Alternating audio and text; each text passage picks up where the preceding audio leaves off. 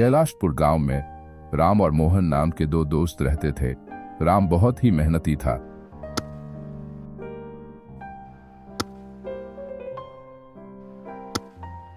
लेकिन मोहन आलस करके खेतों में काम किया करता था।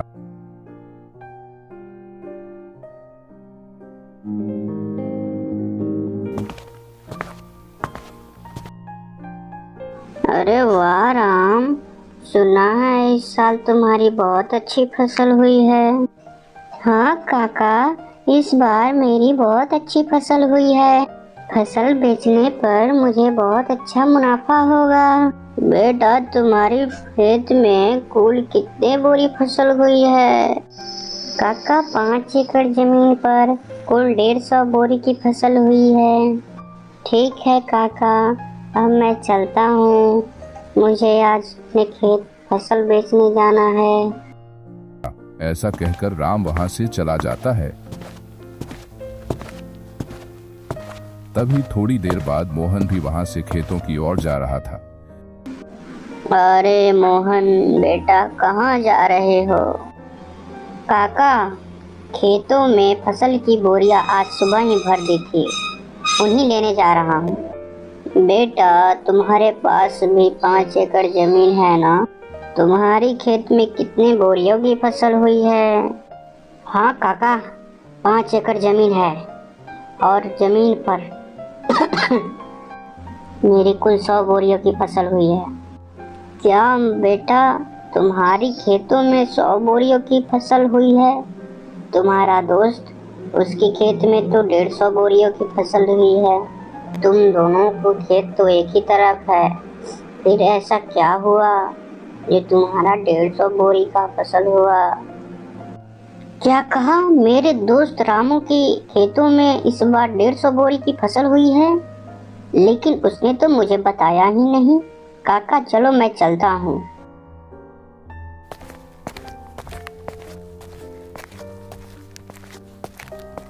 शाम को मोहन अपनी फसल बेचकर अपने घर चला जाता है।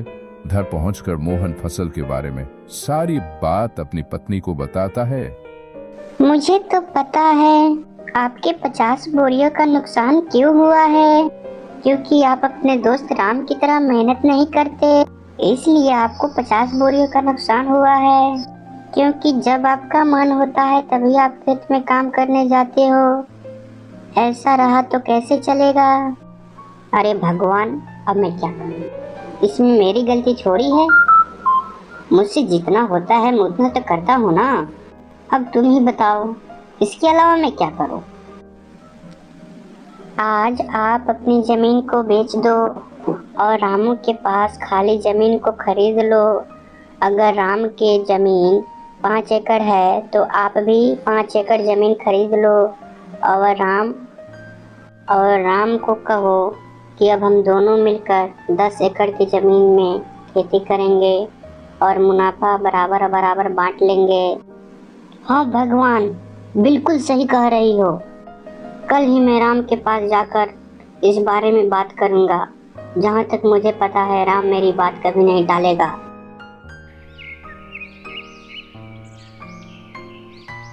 फिर अगले दिन सुबह होने पर मोहन अपने दोस्त राम के पास जाता है। और भाई राम, कैसे हो? मोहन भाई, मैं तो बिल्कुल अच्छा हूँ। राम, हम दोनों बचपन के दोस्त हैं ना, तो मैं सोच रहा था कि मेरी ज़मीन बेच दूँ और तुम्हारे ज़मीन के पास खरीद लूँ, और वो भी तुम्हारे ज़मीन के बराबर। हाँ हाँ मोहन, खरीद लो, ये तो बहुत अच्छी बात है। मुझे भी मेरा एक अच्छा पड़ोसी मिल जाएगा। लेकिन राम, तुम्हें एतराज ना हो तो अपन दोनों मिलकर तुम्हारी और मेरी ज़मीन पर फसल उगाए, क्योंकि दोनों अलग अलग मेहनत करने से अच्छा है कि दोनों एक जगह मिलकर मेहनत करें, जिससे हम दोनों को अच्छा मुनाफा होगा। हाँ भाई, इस बात से मुझे कोई एतराज नहीं है। चलो सेठ चंपक लाल के पास चलते हैं, क्योंकि मेरे खेत के बगल में चंपक लाल का ही जमीन है। फिर दोनों सेठ जी के पास जाते हैं। सेठ जी, राम के पास वाली जमीन आपकी है, मुझे उसे जमीन को खरीदना है। तो खरीद लो, मैंने कब मना किया है, लेकिन मेरी जमीन के लिए पैसे लेकर आए हो ना। दरअसल सेठ जी बात ऐसी है, अपना 5 एकड़ जमीन बेचना चाहता और रामू के पास 5 एकड़ की जमीन खरीदना चाहता हूँ। तो खरीद लो, कोई दिक्कत नहीं है, लेकिन जमीन के बदले मुझे तुम्हारी 5,000 रुपये भी चाहिए। लेकिन सेठ जी मेरे जमीन भी तो 5 एकड़ है और आपकी जमीन भी तो 5 एकड़ है, तो फिर मुझे 5,000 रुपये और क्यों देने होंगे। देखो भाई, जमीन की कीमत समय के अनुसार बढ़ती है, तुम्हें लेना है तो लो, नहीं तो छोड़ दो। ठीक है फिर सेठ जी, चलो आप 5,000 रुपये ले लो और अपनी जमीन दे दो। फिर मोहन सेठ जी से अपनी जमीन खरीद लेता है। फिर ऐसे ही कुछ दिन बीतने के बाद, सुनो भाई मोहन, हमें खेतों में हल चलाने जाना है, इसलिए कल सुबह तैयार रहना खेतों में जाने के लिए। अरे यार, हल चलाने में तो बहुत मेहनत लगता है, बैलों के साथ साथ पूरे खेतों में चलना पड़ता है। मुझे इस काम को करने से बचने के लिए कोई ना कोई बहाना तो बनाना पड़ेगा। अरे भाई राम, आज मेरी पत्नी का पिताजी का देहांत हो गया है और 12 दिन के लिए मुझे वहाँ उनके यहाँ जाना पड़ेगा। अगर मैं वहाँ नहीं गया तो अच्छा नहीं लगेगा। हाँ भाई, ये है तो सही है, वहाँ तुम पत्नी के साथ चले जाओ, तुम्हारे हिस्से का काम भी मैं कर दूंगा, तुम बेफिक्र होकर जाओ। मुझे लग रहा था कि तुम मेरी बात बिल्कुल नहीं मानोगे, तुम तो मेरे सच में बहुत अच्छे दोस्त हो। मैं 12 दिन के बाद आकर वापस तुम्हारे साथ बहुत मेहनत करूंगा।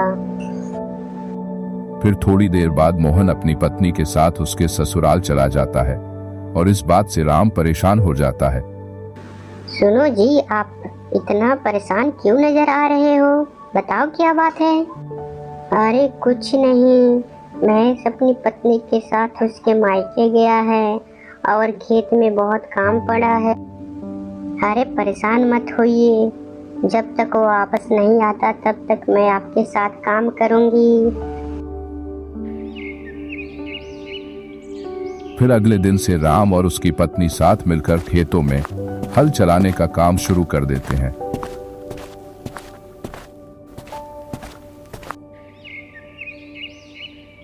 फिर कुछ दिन बीतने के बाद राम मोहन के पास जाता है। सुनो भाई मोहन, बारिश के दिन चालू हो गए हैं और थोड़ी थोड़ी बारिश भी आने लगी है। बारिश के पानी जाने के लिए रास्ता बनाना होगा। अगर पानी जाने का रास्ता नहीं बनाएंगे तो हमारे खेत में बारिश का पानी एक जगह जमा हो जाएगा। हरे राम, लेकिन आज मुझे बहुत जरूरी काम है। क्या हुआ मोहन, इस समय तुम्हें कौन सा जरूरी काम आ गया। अरे हाँ, तुम्हारे तो बताना भूल ही गया, मुझे तुम्हारी भाभी को लेकर डॉक्टर के पास जाना है, क्योंकि 2-3 दिनों से तुम्हारी भाभी की तबीयत बहुत खराब है। ठीक है मोहन, चलो जाने दो, यहाँ का सारा काम देख लूँगा। अरे वाह, ये तो मेरी इतनी जल्दी बात मान गया, मेरे हिस्से का काम भी इसी को करना पड़ेगा। दोनों मिलकर खेती बाड़ी करेंगे, ये तरकीब तो बहुत सही रही, नहीं तो मुझे खेतों में इतना सारा काम करना पड़ता। क्या सोच रहे हो महेश भाई, चिंता मत करो, मैं कहा ना, मैं तुम्हारे हिस्से का सारा काम कर लूँगा। तुम निश्चिंत होकर भाभी को डॉक्टर को दिखाने जाओ। वही तो मैं सोच रहा हूँ कि सारा काम तुझे आज करना पड़ेगा, ये मुझे बिल्कुल भी अच्छा नहीं लग रहा है, लेकिन मैं क्या करूँ, जाना तो पड़ेगा। फिर मोहन अपनी पत्नी को लेकर शहर चला जाता है। दूसरी ओर राम बारिश में भीगता हुआ खेतों में अपना पानी जाने के लिए रास्ता बनाने लगता है। फिर रात होने पर सुनो जी, मुझे ऐसा लगता है जब खेतों में काम नहीं होता तो वो घर पर रहता है, जब काम आता है तो वो कोई ना कोई बहाना बना लेता है। वो ऐसा जानबूझकर कर रहा है और आप उसका चालाकी समझ नहीं पा रहे हो। तुम ये क्या बोल रही हो? तुम ऐसा बोलकर मेरे और मेरे दोस्त के बीच झगड़ा करवाना चाहती हो? वो मेरा बचपन का दोस्त है, वे मुझे कभी भी धोखा नहीं दे सकता है। आपको मेरी बात पर भरोसा नहीं है ना? तो देख लेना, कुछ ही दिनों बाद आपको पता चल जाएगा। फिर ऐसे ही कुछ दिन बीतने के बाद फसल तैयार हो जाती है। मोहन भाई, चलो आज फसल की कटाई करनी है, क्योंकि अनाज अब काटने लायक हो चुका है और 2-3 दिनों में हम फसल नहीं काटे तो सारा फसल खराब हो जाएगा। हाँ राम भाई, चलो आज फसल को काटकर बोरी में भर लेंगे। तब दोनों खेतों में चली जाते हैं, पूरी फसल को काटकर बोरी में भर लेते हैं। ठीक है मोहन भाई, अब मैं चलता हूँ, क्योंकि मेरी साले की शादी है। तुम अनाज की बोरियों को बैलगाड़ी में लाद कर अपने घर लेकर चले जाना और कल सुबह मैं आऊँगा तो दोनों मंडी में से बेच आएंगे। अरे भाई, तुम चिंता मत करो, जब मुझे काम था तब सारा काम तुमने किया था, अब तुम्हें काम है तो सारा काम मैं देख लूँगा, इस बात की बिल्कुल चिंता मत करना। इन बोरियों को बैलगाड़ी में भरकर लेकर चला जाऊंगा। फिर मोहन फसल को बैलगाड़ी पर भरकर घर लेकर जाता है। सुनो जी, सारा फसल तुम यहाँ क्यों लेकर आए हो? मंडी में बेचकर क्यों नहीं आए? वो क्या है ना, राम की उसकी साले की शादी है और वो उसी में गया है, कल तक आएगा, तब हम इसे मंडी में ले जाकर बेच आएंगे। चलो ये तो अच्छा है, सारी बोरियों को यहाँ लेकर आए हो। मेरे पास एक तरकीब है। बताओ बताओ, क्या तरकीब है? और यहाँ फसल लाने का क्या मतलब? देखिए, आपका दोस्त कल सुबह तक ही वापस आएगा और इतने में इन सारी बोरियों को अपने घर में छिपा देंगे और सारी फसल का पैसा अपना होगा। हाँ, ये तो तुम बिल्कुल सही कह रही हो, लेकिन अपन रामू को क्या जवाब देंगे कि सारी फसल कहाँ गई? अरे, इस बात की चिंता तुम मत करो। जब आपका दोस्त फसल लेने के लिए आएगा तो बोल देना सारी फसल चोरी हो गई। सारी बोरियों को तो मैंने बाहर ही रखा था, यहाँ से कौन चुरा कर ले गया, इसलिए आपका दोस्त बिल्कुल नहीं लेगा और सारे पैसे हमारे हो जाएंगे। अरे वाह भाग्यवान, कितनी अक्लमंद हो तुम, कितनी अक्लमंद हो तुम, कितनी दिमाग चलाती हो। नहीं तो केवल खेतों में काम करने से मैं बचता था और अब सारी फसल भी मेरी होगी। वाह भगवान वाह, क्या बात है। आप इस काम में बिल्कुल भी देरी मत कीजिए, आप सारी बोरियों को बाहर गाड़ी से उतार दीजिए ताकि गांव वालों को लगे कि घर के बाहर ही सारी बोरियों को रखने लगा है और रात होने पर सारी बोरियों को छिपा देंगे। फिर रात होने पर दोनों पति पत्नी मिलकर सारी बोरियों को घर के पीछे वाली कमरे में छुपा देते हैं। फिर अगले दिन सुबह होने पर राम है मोहन के घर आता है। अरे मोहन भाई, तुम सारी बोरियों को कहाँ पे रखे हो? चलो अपन उनको बेचते हैं। हाँ हाँ राम भाई, चलो। दोनों बाहर जाते हैं। अरे बाप रे, मैंने तो अनाज की बोरियों को तो यहीं रखा था, कहाँ गया? अरे मोहन भाई, तुम ये क्या बात कर रहे हो? कहाँ पे है सारी बोरियां? मुझे नहीं पता, मैंने सारी बोरियों को तो यहीं पर रखा था। मैंने सोचा था कि सुबह जब आओगे तो सारी बोरियों को ले जाकर मंडी में बेचेंगे, लेकिन यहाँ तो एक भी बोरी नहीं है। क्या सारी अनाज की बोरियां चोरी हो गई? हाँ यार हाँ, ये चोरों का ही काम लगता है, नहीं तो यहाँ से कौन बोरियां लेकर जाएगा। महेश भाई, तुमसे ये उम्मीद नहीं थी। तुमने तो 6 महीने की मेहनत पर पानी फेर दिया। तुमसे ये बिल्कुल भी उम्मीद नहीं थी। अरे भाई रामू, अब इसमें मेरी गलती थोड़ी है। जब चोर उठा कर ले गए हैं तो मैंने चोरों को जानबूझकर बोरियां थोड़ी ही दे दी है। मैं भी तो उसमें काम किया था, उसमें मेरा भी तो हिस्सा था। हाँ, ये भी सच बात है। चोरों ने अपन दोनों का हिस्सा चुरा ले गए हैं।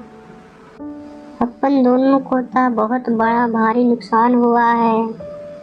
चलो अब मैं चलता हूँ। ऐसा कहकर वहां से अपने घर चला जाता है और जाकर चुपचाप बैठ जाता है। ओ जी, आप इतने उदास क्यों नजर आ रहे हो? क्या बताऊं, मैं कुछ समझ नहीं आ रहा। फिर राम अपनी पत्नी को सारी बात बताता है। अरे कोई बात नहीं, आप चिंता मत कीजिए। अभी खेत में काम करने के लिए काफी समय है। जब तक आप घर के आंगन में कुछ सब्जियां उगा दीजिए, जिससे हम कुछ बेचकर पैसे कमा लेंगे।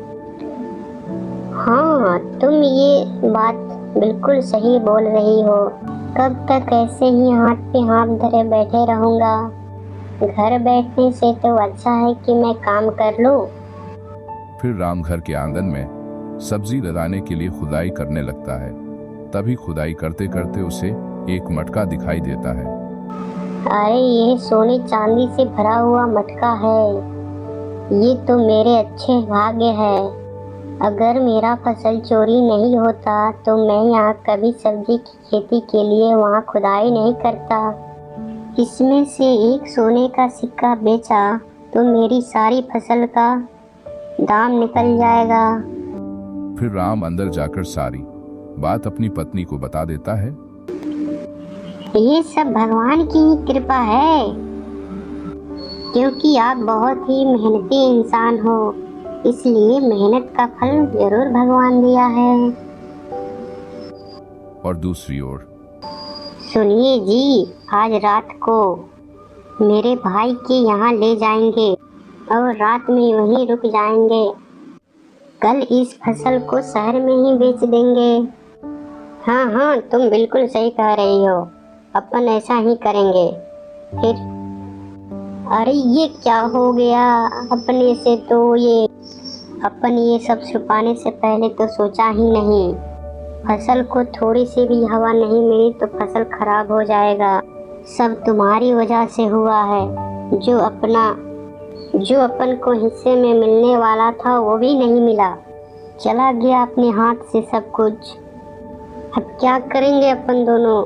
हमारा सब कुछ बर्बाद हो गया।